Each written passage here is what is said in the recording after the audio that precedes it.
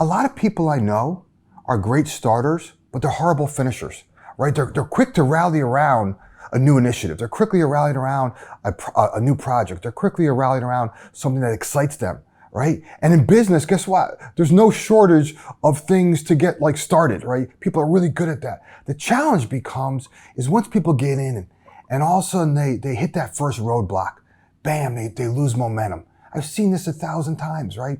And they suffer from this false belief that the idea that focus and momentum and discipline is like really hard and it takes like years to master.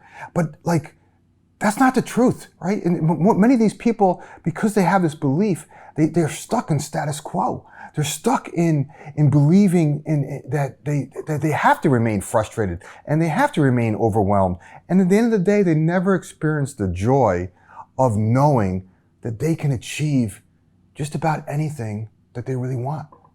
And so, see, I believe that beliefs can either limit or unlock your potential. And one of the things, if you really want to get momentum, it kind of comes down to belief. It's the fundamental first thing. Do you believe it's even possible, right? Because if you don't believe, here's the challenge. If you don't believe something is even possible, guess what? You're never going to take action. And if you don't take action on something, what kind of results do you think you're going to get? Right? And this is what ends up happening is people, and the reason they get stuck is either they don't believe it's possible, or maybe the goal wasn't clear, or maybe they got distracted somewhere along the line. And I just want to like bring you back to some fundamental principles is you got to believe. You got to believe it's possible, right? And when people call me up and say, Riv, I'm just not as disciplined as you are. I'm not as disciplined. I'm like, stop. Discipline is not the issue. Discipline is not the problem. It's a fundamental belief that what you're trying to achieve is even possible, right? And that goal doesn't have the emotional power to move you. Because if that goal has the emotional power to move you, you will figure out how to take action, right? And if that's like moves you in some way, you'll take action, and guess what? You will get some results, and those results will end up fueling a little bit more of your belief. Okay? And the challenge is that people have to change their relationship with results. See, most people think results is that if they do something and it doesn't get result, what ends up happening is it's like, well, that didn't work, and they stop. And I have learned over the years to change my relationship with results. I look at results as feedback. No matter what I try, if I believe something is important, no matter what I try, the result I get is data. It's like reading a book. It's like knowledge. It's going to school. It's either going to tell me what worked or what didn't work.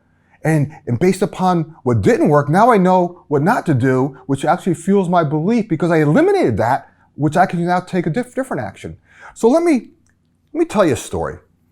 I know firsthand what it's like to be overwhelmed and frustrated at just the pace at which things are moving. I know what it's like to just get feeling frustrated, like you just don't have all the answers. And, in fact, I used to beat myself up pretty hard about this. I used to, and I wrote about this journey in my first book. My first book was called There Must Be a Better Way. And in that book, in the opening chapter, I share a story about like, I remember lying in bed at night, right? My wife sleeping next to me, staring up at the fan, just like muttering the words, like wide awake, going, there must be a better way.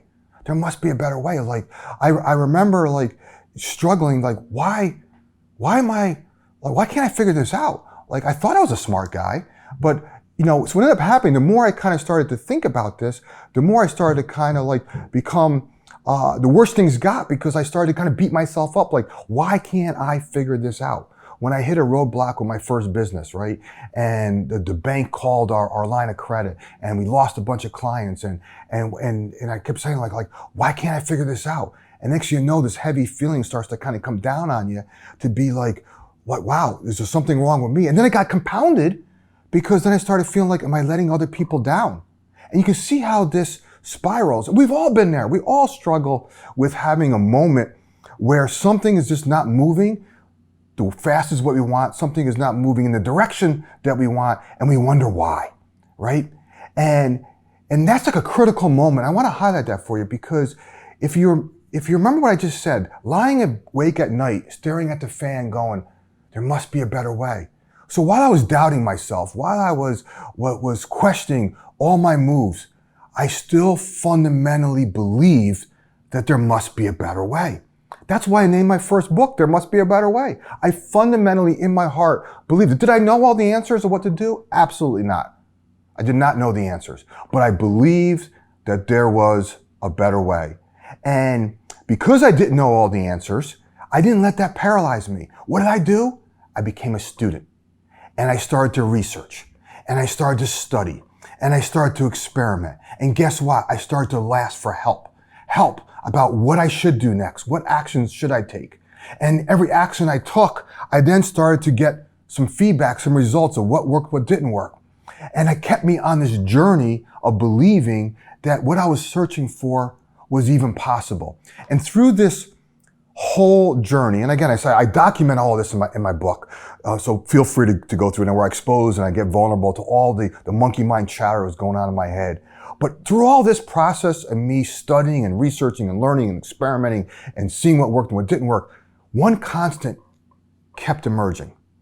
And that was the fact that both business and life is a game of progress, not perfection. Think about that for a second.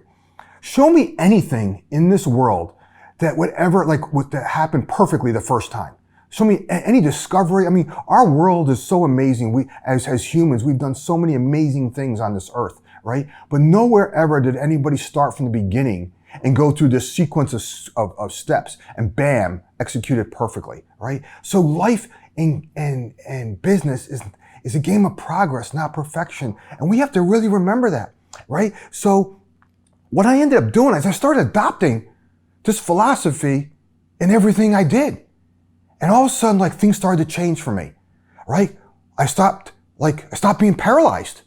I stopped beating myself up. I stopped worrying about why I didn't have all the answers, right?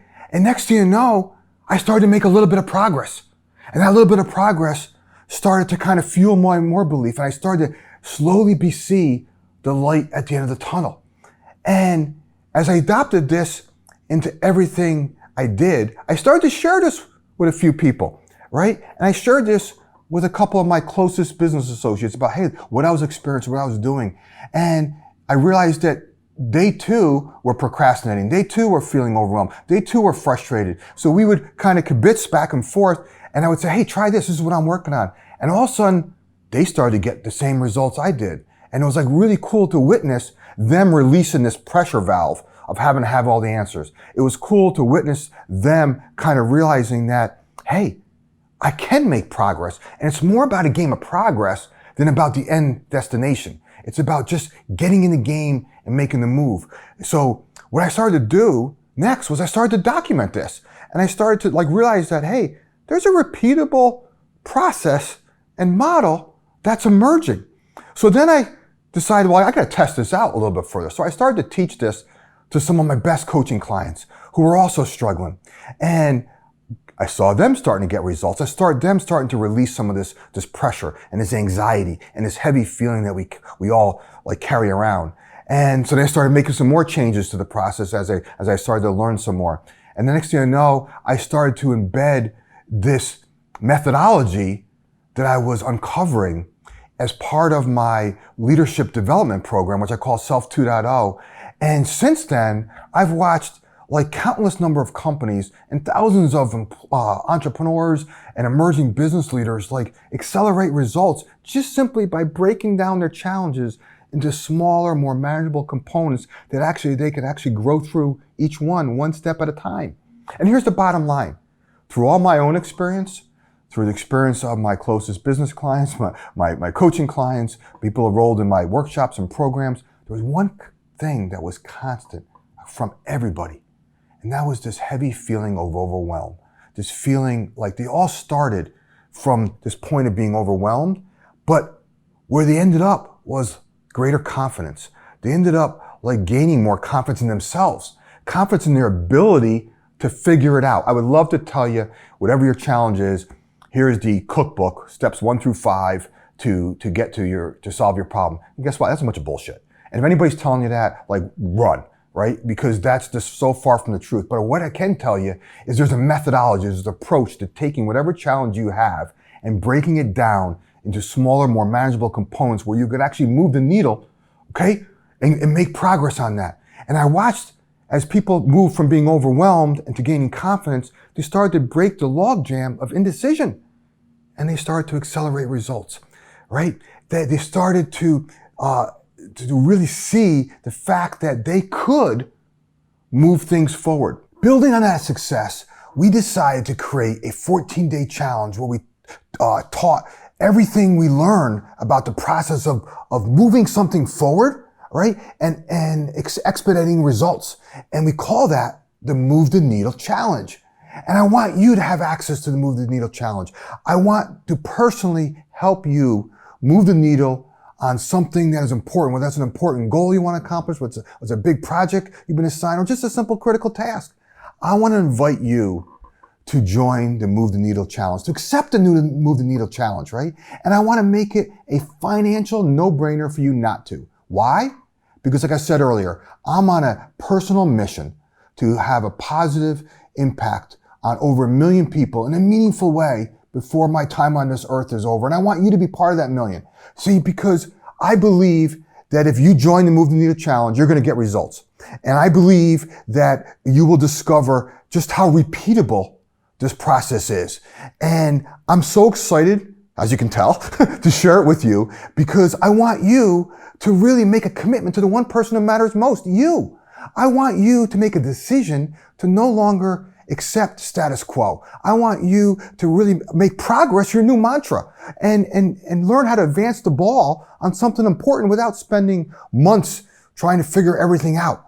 If you're a emerging leader who feels like you're drinking from a fire hose, or maybe just a leader who kind of feels like you have too much to do and not enough time to do it, or maybe just an entrepreneur who's trying to balance both your personal and professional life, I encourage you to join the Move the Needle Challenge. Sign up. It's super easy. Just click below, right? All the details are listed below, but I want to highlight a few things for you because I'm really excited about this, right? When you join the Move the Needle Challenge, here's what's going to happen. For 14 consecutive days, I'm going to release a video that walks you through what to do next.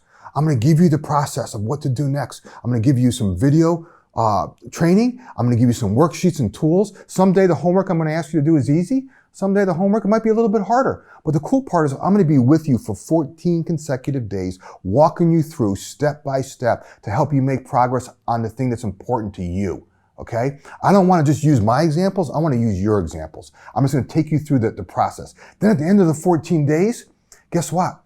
I'm going to release to you a set of blueprints, right? 3 blueprints. 1, on how to create a plan. What's the recipe on how to create a plan? What's the recipe and blueprint on how to jumpstart results? And what's the recipe and blueprint on how to sustain momentum? Because I really feel like that's where most business leaders get stuck. So I'm going to give you the cookbook. I'm going to give you the recipe of what we've gone through. I'm going to summarize it and what we walk through in the 14 days. So it's super clear, it's super consumable, and it's something super that you can repeat over and over again, not just on the example we do in the challenge, but the example on any example you have going forward.